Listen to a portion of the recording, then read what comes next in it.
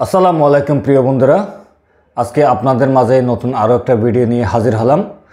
হয়তোবা ইতিমধ্যে আপনারা ভিডিওর থাম্বনেল দেখেই বুঝে গেছেন আজকের টপিক কি। তো আজকে আপনাদের মাঝে আমি এই সংক্ষিপ্ত ভিডিওর মাধ্যমে উপস্থাপন করার চেষ্টা করব আপনারা কিভাবে মাত্র 1000 টাকা কোর্ট ফিস দিয়ে বিএস খতিয়ান সংশোধন করবেন। তো আমরা দেখি ইতিমধ্যে অনেকেই এটা নিয়ে দ্বিধাদ্বন্দ্বে থাকেন, একটা বিএস খতিয়ান সংশোধন করতে কত টাকা ফিস দিতে হয় সরকারকে, সেটা নিয়ে কনফিউশনে থাকেন। তো আজকে সেই কনফিউশনটা মূলত দূর করার জন্য আপনাদের মাঝে এই ভিডিও নিয়ে হাজির হওয়া।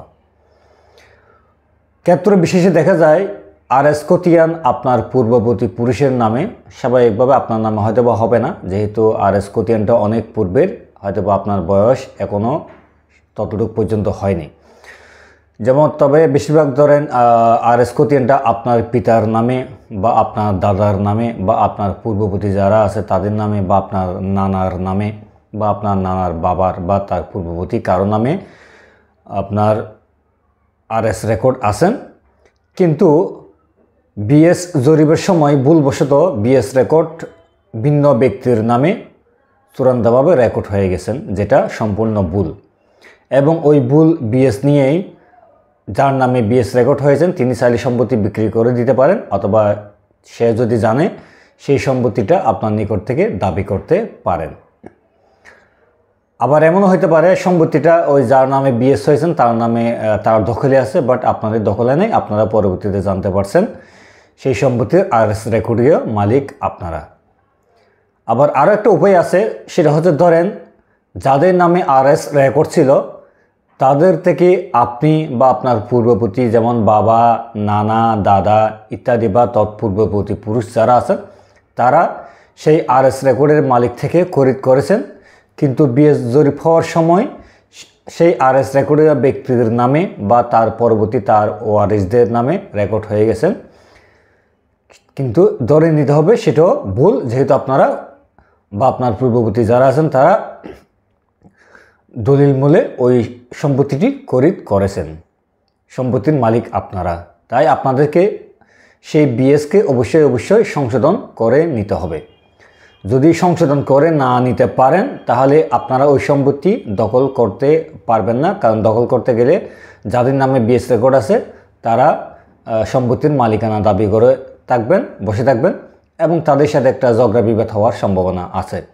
আবার যদি ওই সম্পত্তি আপনাদের দখলেও থেকে থাকে কিন্তু বিএস আপনাদের নামে না হওয়ায় আপনারা সেই সম্পত্তি বন্টননামা বলেন, হেবা বলেন বা কোনো অবস্থাতে এই সম্পত্তিটা হস্তান্তর করতে পারবেন না এবং আপনারা জমির খাজনাও দিতে পারবেন না, কারণ যেহেতু বিএসটা আপনাদের নামে নাই।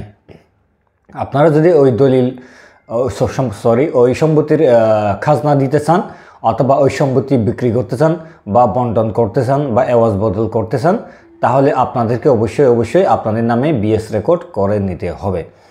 তো এইভাবে তো আর বিএস রেকর্ড আপনারা চাইলে এসিল্যান্ড অফিসে গিয়ে নামজারি করতে পারবেন না।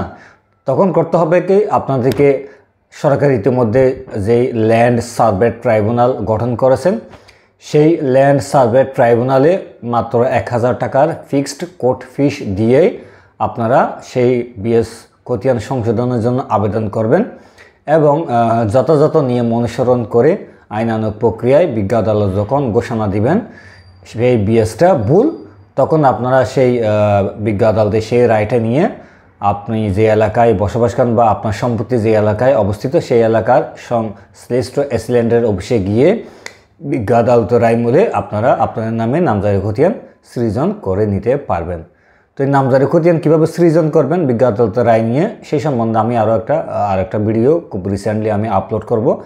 আজকের এই ভিডিওতে বলতেছি না, কারণ ভিডিওটা হয়তোবা লম্বা হয়ে যাবে সেই জন্যে। তো আজকে এতটুকু পর্যন্ত বিদায় নিচ্ছি। বিদায় নেওয়ার আগে আপনাদের প্রতি একটা ছোট্ট অনুরোধ থাকবে, যদি আপনারা আমার এই ভিডিওটা ইউটিউব চ্যানেলের মাধ্যমে দেখেন তাহলে চ্যানেলটি সাবস্ক্রাইব করার জন্য অনুরোধ রইল। আর যদি আমার এই ভিডিওটি আমার ফেসবুক পেজের মাধ্যমে থাকেন তাহলে পেজটি লাইক ফলো দিয়ে পাশে থাকার জন্য অনুরোধ রইল। আর যদি ইতিমধ্যে আপনার চ্যানেলটি সাবস্ক্রাইব করেন এবং পেজটি যদি লাইক ফলো দিয়ে পাশে রাখেন তাহলে আপনাদের প্রতি রইল অসংখ্য ধন্যবাদ। বিদায় নিচ্ছি। আসসালামু আলাইকুম।